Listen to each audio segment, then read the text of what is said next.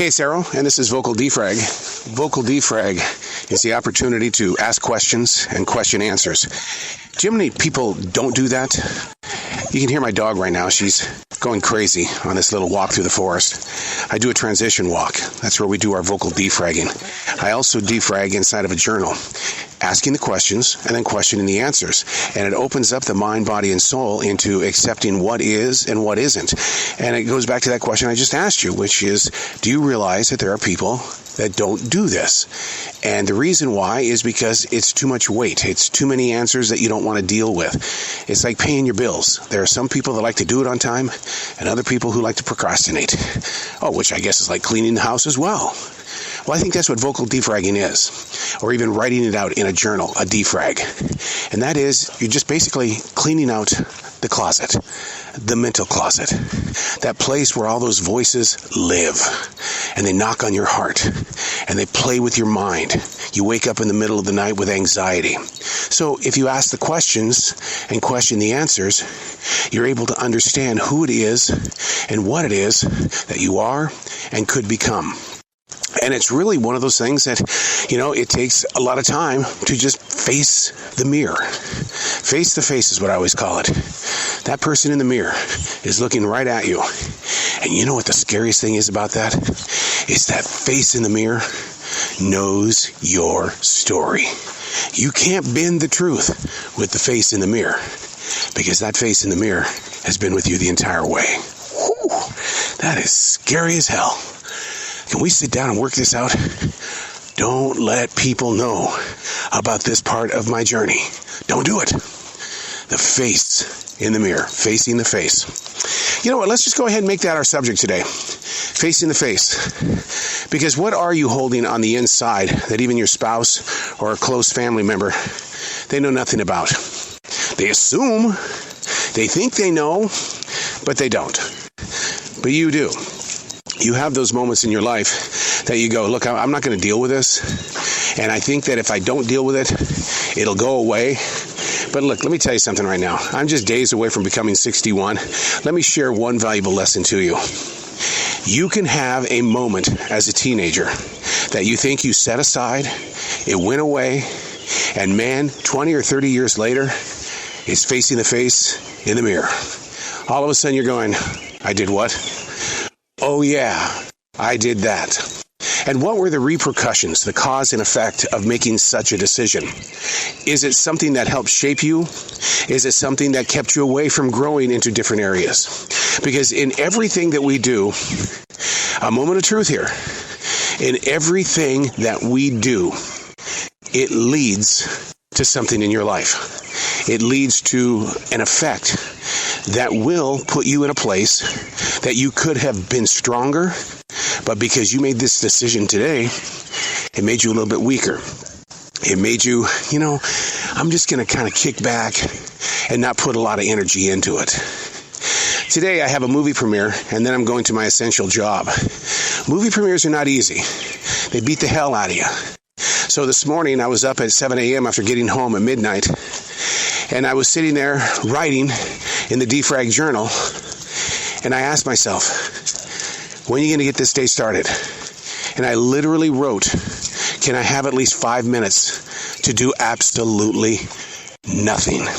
Well, in the Defrag journal, that writer came back with, that's not how you live. You live by getting shit done. You live by making a mark. And taking 5 minutes to do what you said you wanted to do? No, because it will have an impact on something you're going to do a little bit later on. I do believe in that. I live that lifestyle, that if I make a bad choice, that choice may be acceptable and I'm not being held accountable, but somewhere along this path, it's going to change something that should have taken place. But because I made that decision on that particular day, it's going to interfere with where I am today. Facing the face in the mirror. You don't think that I don't sit there and wonder if I had played the radio game the way it should have been played, that I would be in the game of terrestrial radio? I can't say yes, I can't say no. But I went from market number 252 to market number 35, And now we're market number 23. But I made that big jump, and I will tell every one of my broadcasting students that it was the greatest mistake of my life to go from Billings, Montana to Charlotte, North Carolina, because I missed out on a lot. I'm not the only one who does this. Hell no. We all want to be a leader. We all want to find our victory. We all want to get there quickly.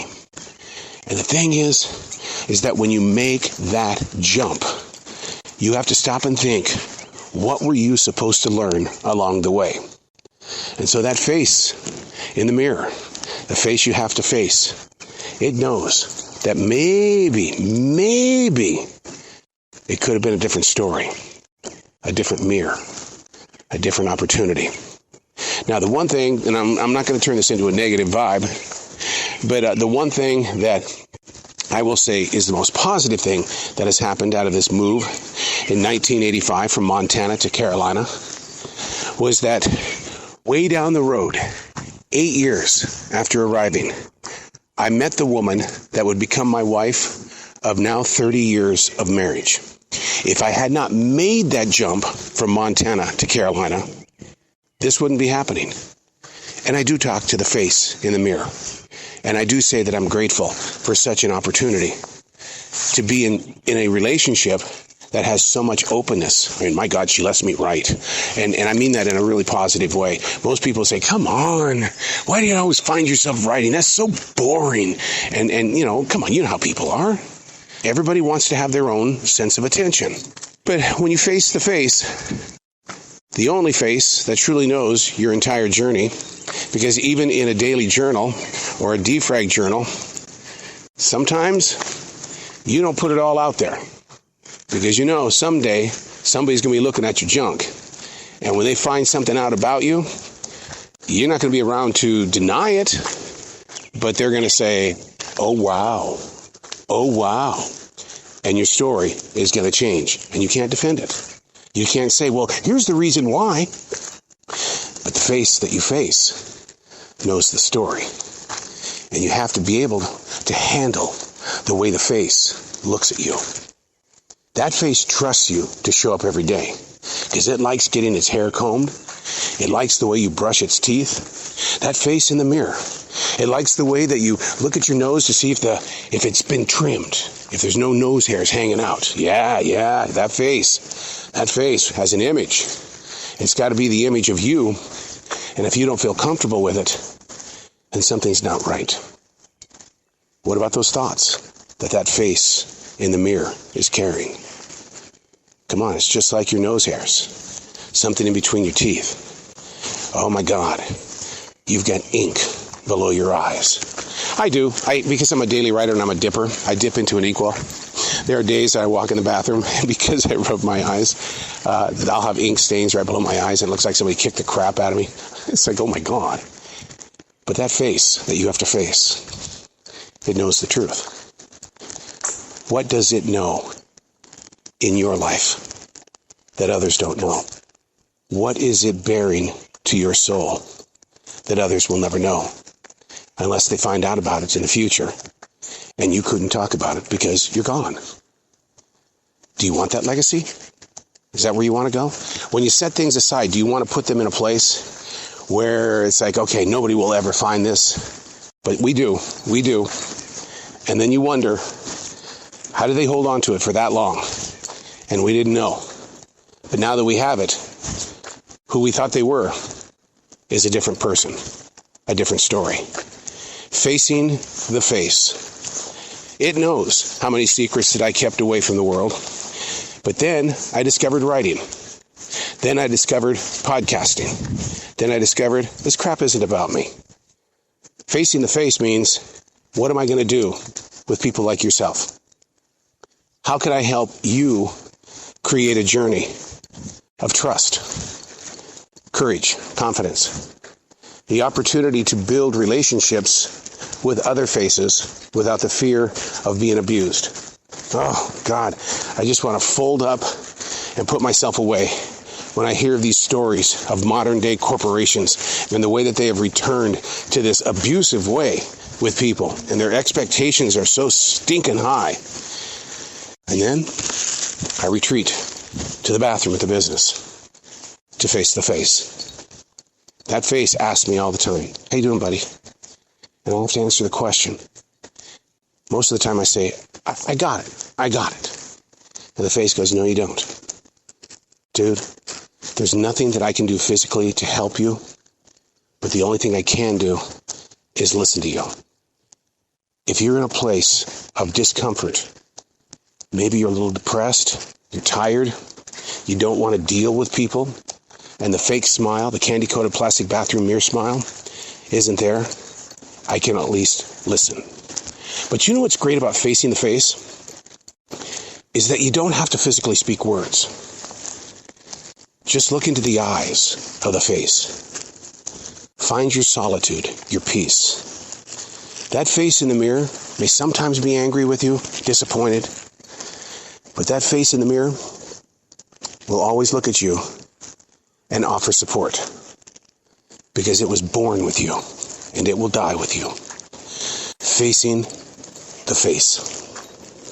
Be truthful with it. Be humble with it.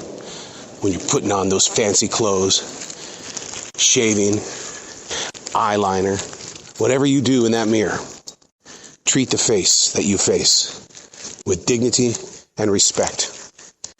Because really, when it comes down to it, it's the only friend you've really got. Because everybody else can ghost you, divorce you, walk away, no longer talk to you, or support you. But the face you face is always going to be there. Whatever mood you're in, it's always going to be there. Ask the question, question the answers. That's called defragging. Do it in a journal, and if you're afraid of that, do it into a frickin' smartphone. Get it out of your system. Face the face. You don't have to see your face in order to be in this place. Just face the face. I'm Arrow, and that's Vocal Defrag.